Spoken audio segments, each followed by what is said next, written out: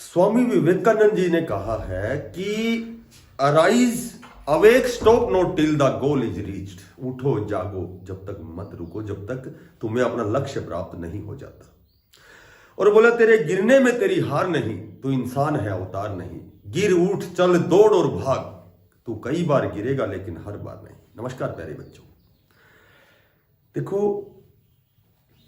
आज की जो अपडेट है HSSC JVT के ऊपर है, क्योंकि मैंने देखा है कि JVT की कोई भी वीडियो सारे बच्चे उस पर टूट के पड़ते हैं कि भाई क्या इसमें कोई चीज़ नई बता रखी है या भाई JVT, क्योंकि और जाहिर सी बात है भाई, जब आपने 6 महीने के लगभग हो गया एग्जाम दिए हुए, जिस हिसाब से आपका जो नोटिफिकेशन आया था, तुरंत प्रभाव से आपका एग्जाम हुआ था, तो ऐसा ही लग रहा था कि भाई बहुत जल्दी आपका रिजल्ट आने वाला है।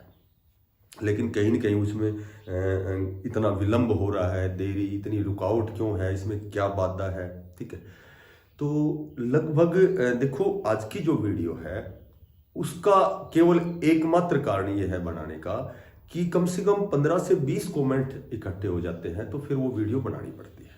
तो इसमें कई बार ऐसा भी लगता है, क्योंकि भाई जो साथी जिन्होंने JVT का डिप्लोमा किया है, जिन्होंने वेरियस प्रकार के एग्जाम दिए हैं, कहीं न कहीं अध्यापन भी कर रहे हैं, किसी संस्थान से भी जुड़े हुए हैं, या चाहे वो प्राइवेट हो, चाहे वो SSA के तहत हो, चाहे वो गेस्ट टीचर हो, बहुत से ऐसे भी बच्चे हैं जो मेरे पहले के पढ़ाए हुए जो बच्चे हैं मुझे कई बार मिलते हैं, दिल्ली गेस्ट टीचर लगे हुए हैं, ठीक है। तो कहीं ना कहीं उनको रिजल्ट का तो बेसब्री से इंतजार है, इसमें तो नो डाउट। तो अब इसमें मैंने पहले भी आपको बताया था, या और साथियों ने भी आपको बताया है कि आपका DV आएगा, ठीक है। तो DV तो आएगा, ये भी तय बात है, और वो कब आएगा ये भी लगभग मैक्सिमम पॉसिबिलिटी है कि भाई 31 मार्च से पहले तो आना ही आना है, ठीक है। अब वो भाई चर्चाएं तो इस तरह की हैं, कयास लगाए जा रहे हैं, ये कह सकते हैं कि क्योंकि जो भी जानकारी होती है तो वो तो वर्ड ऑफ माउथ होती है कि भाई हमें जैसी भी जानकारी हमें मिलती है उसी हिसाब से हम आपको जानकारी आप तक पहुंचाते हैं। तो ये जो मार्च है इसमें एक बार तो ये यहाँ तक भी हो गया था कि भाई इसके मार्च के फर्स्ट वीक में कन्फर्म आएगा, फिर सेकंड वीक, थर्ड वीक। तो अब कहीं न कहीं जो बातें चल रही हैं कि भाई 31 मार्च से पहले संभवतः आपका DV ऑफलाइन हो जाएगा। और ऐसा तो मेरे ख्याल से मैंने लगभग वीडियो में भी बताया है कि भाई अब मेरे ख्याल से आपका जो JVT का जो रिजल्ट है, या जो आपका जो डॉक्यूमेंट्स वेरिफिकेशन है, वो सारी प्रक्रिया मार्च में तो कंप्लीट होनी है, और नए सेशन से यानी कि अप्रैल में आपकी ज्वाइनिंग तय है, ठीक है। तो बात करें कि DV जो 4 गुना की जो आपकी लिस्ट है वो तो बहुत जल्दी आने वाली है, क्योंकि एक तो देखो इसमें मैंने 3-4 कारण दिए हैं। एक तो मैंने लिखा है कि भाई अब भ्रम से बचे। भ्रम क्या है? भ्रम ये है कि भाई आपका मात्र 1.5 गुना की आएगी, आपकी 2 गुना की आएगी, आप इस तरह की कई चीजें चलती हैं। तो इसी के पे थोड़ा सा मैं कमेंट, आपकी जो कमेंट्री है उसके जवाब दे रहा हूं। तो सबसे पहले तो देखो भ्रम से आप कैसे बचें। एक तो सबसे पहले तो मैं आपको बताता हूं कि जो JVT है, देखो कई बार भाई आपस में विचार विमर्श भी होते हैं, आपस में आर्ग्यूमेंट भी होते हैं, ठीक है, मंथन भी होता है, थोड़ा सा मनन भी होता है। तो एक तो 20 ग्रुप का इस पर कोई प्रभाव नहीं पड़ेगा, ये ध्यान रखना। 20 ग्रुप का कोई प्रभाव, कई बार तो मैं सुनने में आता भाई जब तक 20 ग्रुप क्लियर नहीं होते, जब तक 20 ग्रुप का ये जो केस चल रहा है, जब तक इसका समाधान नहीं होता, जब तक JVT का रिजल्ट आ ही नहीं सकता, ठीक है। तो 20 ग्रुप का इस HSSC JVT मेवात कैडर से कोई भी संबंध नहीं है, ठीक है। ये अलग चीज है, वो JVT अलग चीज है। दूसरी बात यह है कि 5 मार्क्स का जो 20 ग्रुप का जो मामला है, 5 नंबर का, इसका कोई प्रभाव नहीं है, ठीक है। ये तो पहले विदाउट 5 मार्क्स का था, इससे पहले तो 5 मार्क्स हट चुके थे। क्योंकि जो बातें, जो आर्ग्यूमेंट, जो बच्चे कमेंट्स करते हैं, उस हिसाब से मैं ये आपको जवाब दे रहा हूं, उसी हिसाब से ये वीडियो है। रिजर्वेशन का इसमें कोई चक्कर नहीं है। कई कहेंगे कि जो रिजर्वेशन है, जैसे एक वो HPSC का PGT का केस चला हुआ है, उसमें भाई जो मेरिट है, वो जो उनको जो रिजर्वेशन है वो वही प्री स्टेज पर दे या फिर फाइनल पे दे, तो इसमें इसका कोई चक्कर नहीं है रिजर्वेशन का, मैं आपको बताता हूँ, ठीक है। इसका और उसका कोई लिंक है ही नहीं, इस पर किसी प्रकार का कोई केस नहीं है, नोट कर लेना। JVT पे एक रेयर भी कोई केस नहीं है, ठीक है। इसमें विलंब का कारण ये भी मैं आपको बताऊंगा कि वास्तव में इसमें देरी का कारण क्या है। इसमें EWS ईडब्ल्यूएस ओबीसी का कोई चक्कर नहीं है कि भाई इसमें भी वही मामला उठेगा, ओबीसी की पुरानी सर्टिफिकेट।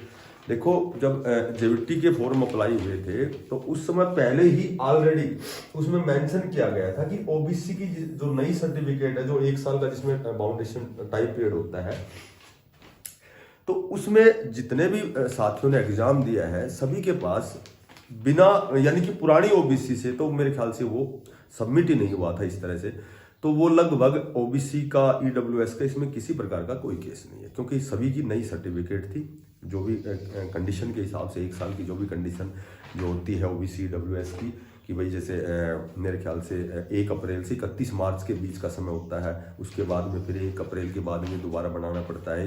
यानी कहने वाला ये है कि इसका कोई मैटर नहीं, इसमें समय खराब करने की कोई जरूरत नहीं है।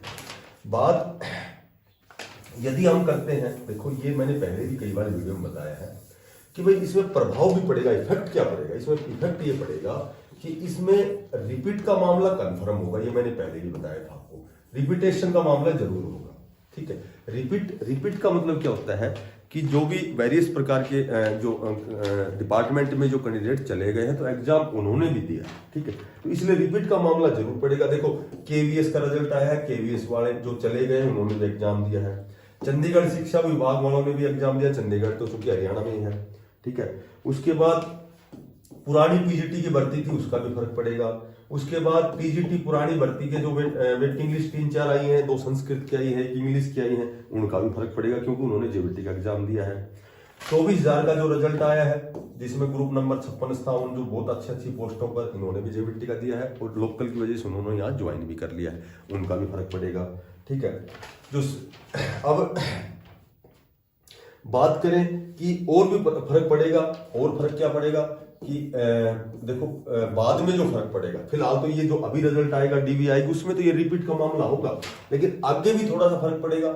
अभी फिलहाल वर्तमान में 3069 पदों पर पीजीटी की भर्ती चली हुई है, ये लगभग पीजीटी की 4300 कुछ पदों पर थी, ठीक है। तो अब बात करें कि सी ग्रुप जो 24,000 का रिजल्ट आया है, इसकी भी वेटिंग आएगी, तो थोड़ा सा मेवात की बजाय वो लोकल में आना पसंद करेंगे, हो सकता है बाद में छोड़ के आए, हो सकता है ये वेटिंग लिस्ट बाद में आए, पहले जेबीटी का हो, ठीक है।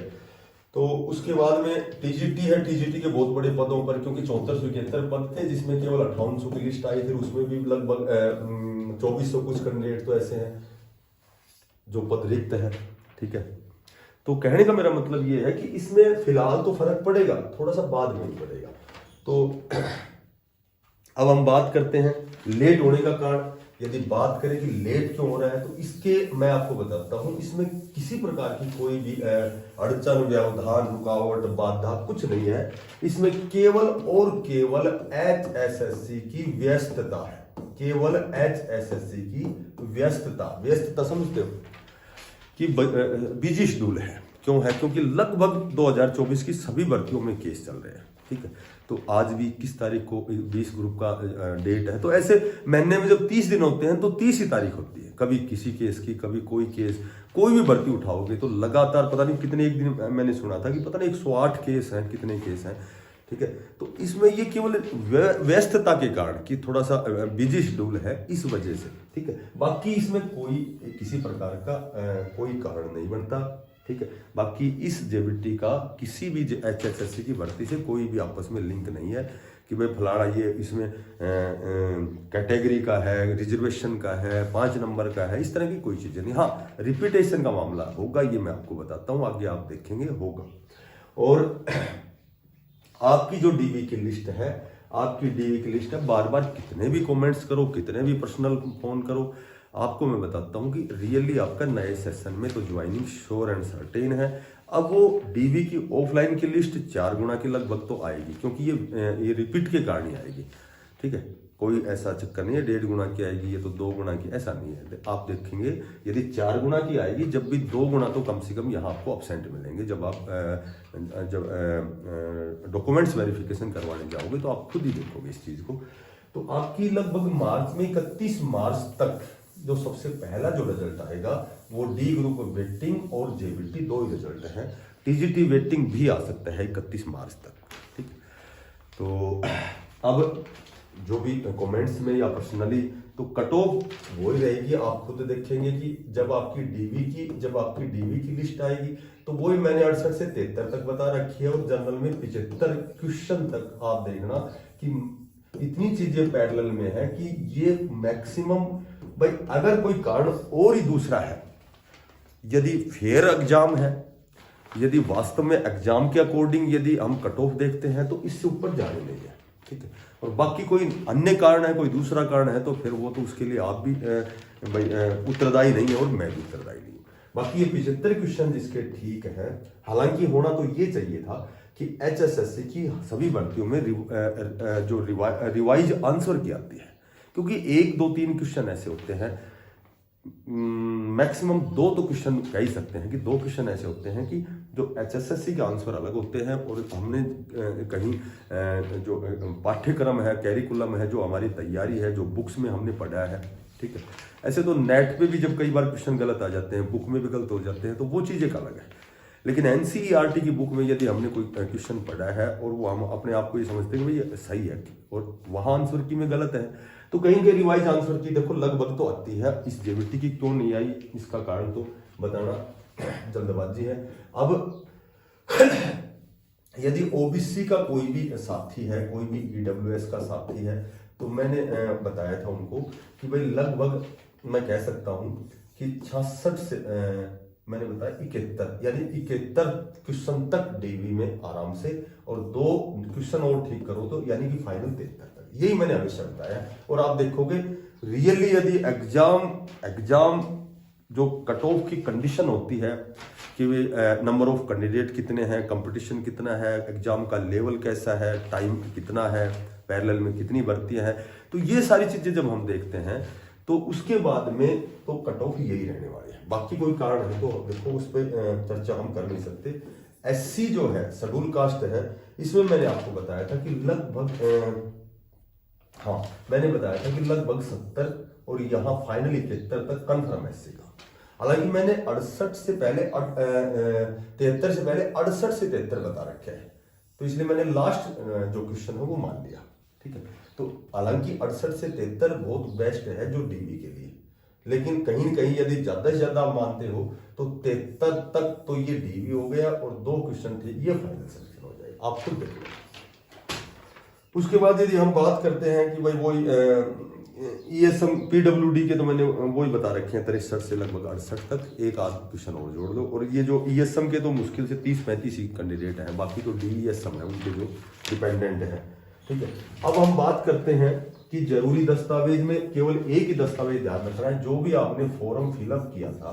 देखो आईडी तो सभी के पास है, आधार कार्ड या फिर आइडेंटिटी कार्ड, पहचान पत्र हो, या फिर भाई पैन कार्ड हो, तो ये आईडी तो हो गई, एक तो आईडी हो गई या 2 आईडी समझ लो। बाकी फॉर्म में जो भी आपने डॉक्यूमेंट्स वहां संलग्न किए थे, जो लगाए थे साथ में फॉर्म के साथ, उनके मूल दस्तावेज आपके पास होने चाहिए। बस एक ही दस्तावेज ध्यान रखना है कि मूल दस्तावेज एज इट इज जो आपने डॉक्यूमेंट्स लगाए थे, उनके मूल आपके दस्तावेज आपके साथ आपको ले जाने हैं जब आपका डीवी हो, ठीक है। तो लगभग देखो बार बार तनाव लेने की आवश्यकता नहीं है। तनाव तो कोई समस्या का समाधान थोड़ी है। बोला यदि किसी समस्या का समाधान खोजना है तो मुस्कुराना पड़ेगा। बोले तनाव से कभी समस्याओं का हम समाधान नहीं कर सकते।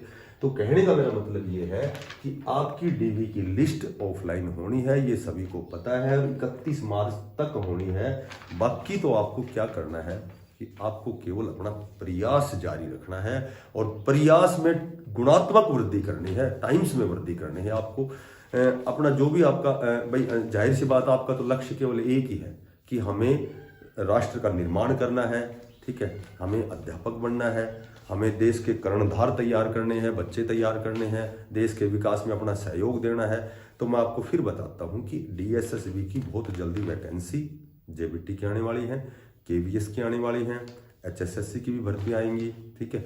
और वही इधर राजस्थान में भी आ रही है 3rd ग्रेड की, उधर चंडीगढ़ शिक्षा विभाग में भी आएंगी, NVS में भी आएंगी, आर्मी पब्लिक स्कूल में भी चल रही हैं। तो लगातार जेबीटी के पदों पर बहुत सी भर्तियां, एयरफोर्स में भी। तो कहने वाला ये कि टीचिंग, यदि वास्तव में आप अध्यापक ही बनने का आपका सपना है, तो केवल मेवात कैडर के रिजल्ट की बजाय आपको प्रयास जोर शोर से करना चाहिए। क्योंकि देखो, एक विद्वान ने कहा था कि जब भी हमारा कोई एक लक्ष्य प्राप्त, हम जब कोई भी एक लक्ष्य प्राप्त कर लेते हैं तो तुरंत प्रभाव से हमारा जो लक्ष्य है या हमारा जो टारगेट है दूसरी जगह चला जाना चाहिए। तो जब कोई चीज हमें मिल जाती है तो उससे बड़े लेवल पे जाना चाहिए। महत्वाकांक्षा को ऊंची रखनी पड़ेगी। मोटी बात यह है, यदि वास्तव में आप अध्यापक बनना चाहते हैं तो आपकी महत्वाकांक्षा बहुत बड़ी होनी चाहिए। बोला, मंजिलें तो उन्हें मिलती है जिनमें जान होती है, मंजिलें तो उन्हें मिलती है जिनमें जान होती है, और पंखों से कुछ नहीं होता, हौसलों से उड़ान होती है। तो जो साथी नए हैं, चैनल को सब्सक्राइब करना। देखो, जितना समय मुझे मिलता है मैं तुरंत प्रभाव से तुम्हारे लिए वीडियो बनाता हूँ। हो सकता है कि मैं व्यू लेने के लिए बनाता हूँ, हो सकता है ये दूसरी चीज़ें हैं, ये साइड की चीज़ें हैं। बाकी फिर भी कहीं न कहीं समय लेकर के जब वीडियो बनाता हूँ तो कुछ न कुछ तो अपेक्षा तुम्हारे से रखता हूँ। तो थोड़ा सा अप्रिसिएशन करना तुम्हारा भी परम कर्तव्य है। तो जो साथी नए हैं, यदि वीडियो अच्छी लगी हो तो चैनल को सब्सक्राइब करना, ज़्यादा से ज़्यादा शेयर करना। फिर मिलते हैं किसी नई अपडेट के साथ, तब तक के लिए बेस्ट ऑफ लक। धन्यवाद। राम राम।